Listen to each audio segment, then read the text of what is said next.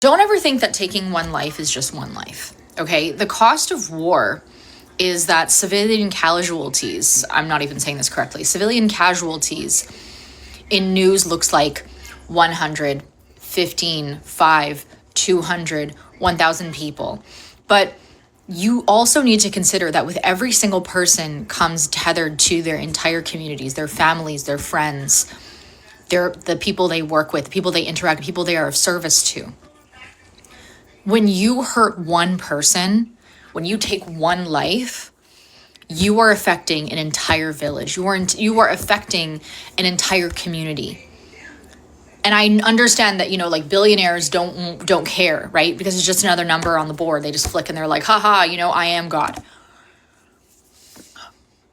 But when you take one person's life, you leave so many people walking, so many people that need to carry the memory of this person, that will bear that weight for the rest of their lives. And it's not about, like people die all the time. People die all the time, but not everybody gets killed in war over, these insane like acquisitions of greed and power, right? To be a civilian casualty is basically emphasis that you actually don't have as much control over your life as you think that you do. This is a whole other ballpark, right? It's a whole other ballpark. Entire communities are affected. Hundreds and thousands of people who are still alive are going to be affected by these lives. So no, one life is not worth it. So imagine that as that number increases, right? Like it's absolutely insufferable that we're unable to take into context the value of other people just because we're too busy and we have our own things going on. Okay. I think this really calls us to be more present with our own communities and also with the people around us who are also being affected, right?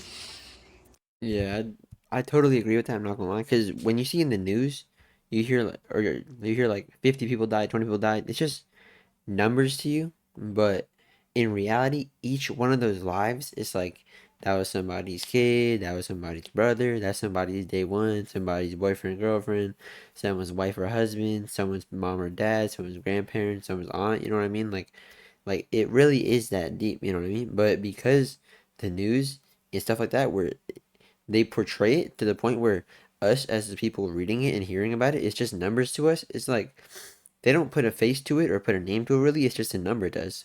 So we're just like, oh well, that many people died, but we don't think about, oh, this exact person died. This person used to be a teacher.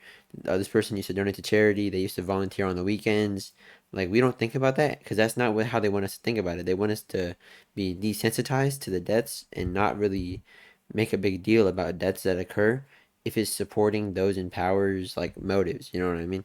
But let's get into the next video. So hold on a second. Oil and gas prices are up, right? Because of what's going on in the Middle East. Do you know how long it takes to get oil out of the ground, process it multiple times, depending on what you want out of it, and then shipping it around the world?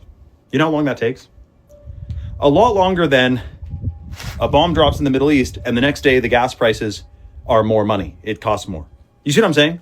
Like the gas that's already in the station or on the way to the station or even in the country at the time was already like bought and acquired before any conflict happened in the Middle East. That's actually a crazy way to think about it because it's like, why did the prices jump like right as soon as the conflict occurred when the gas was already there? You know what I mean? Like for me, I go to Chevron and I get the middle one. And like, bro, I filled my tank the other day. I got 10 gallons. It was like $61. Like every gallon is like it's like 5.90 for me because I live in the Bay Area. So it's horrible out here, bro. I'm gonna start riding the bus again. You know what I'm saying? So it's like this immediate thing. You can imagine then why being an oil monopoly is quite favorable. You can flip the switch just like that, monopolize the price. It's a scam. It's a complete scam. You know that, right? And then what about the billionaire oil tycoon who said that oil is infinite? And then he got piped down on live TV. I don't think they meant to air that. Let me know your thoughts about this whole situation in the comments below and follow for more. Wait, some billionaire gas guy said that oil is infinite and then he died? I didn't even know about that. Like I've never heard about that. But that's absolutely crazy. I'm not gonna lie, because hearing that from a higher up, like who's higher up in the oil industry, I guess, saying that and then getting like silence like that, that's scary, bro. That's real spooky. But let's get into the last video.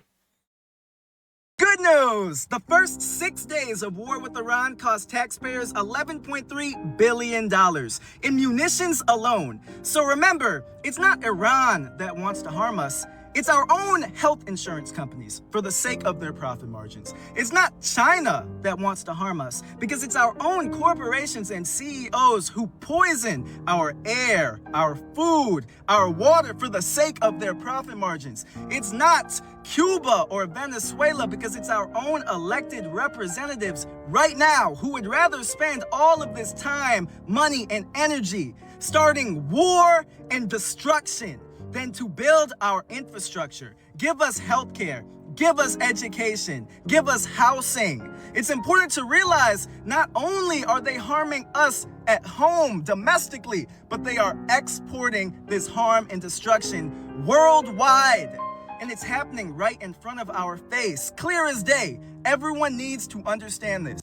Yeah, like it makes no sense that we can just pull 11 billion out of our ass, but we can't like make the education system better. We can't get everybody free healthcare. We can't fix roads, you know what I mean? Like there's potholes everywhere. It's just dumb, you know what I mean? Like why are we able to spend, or why are we able to allocate this much money to something that's not even, or it's like out of the spectrum of like our country, you know what I mean? It's like we don't need to do this. Why don't we just focus on ourselves, you know what I mean? Like let's focus on ourselves before we go start random like nothing shit at in other countries, you know what I mean? Just throw away money, bro. It's a waste of money.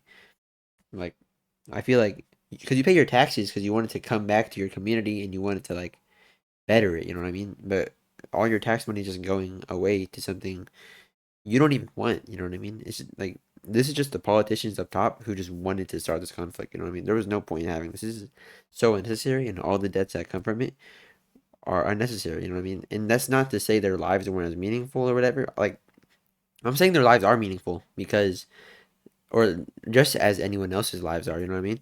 And it's stupid that we're gonna lose so many lives because of an unnecessary war that's occurring because it's profitable, I guess. But that's just my take on it. To be honest, I'm not that educated on the topic, but you know, let me know down in the comments what you guys think. See you guys in the next one. Like and subscribe. Peace out, YouTube. Have a good day.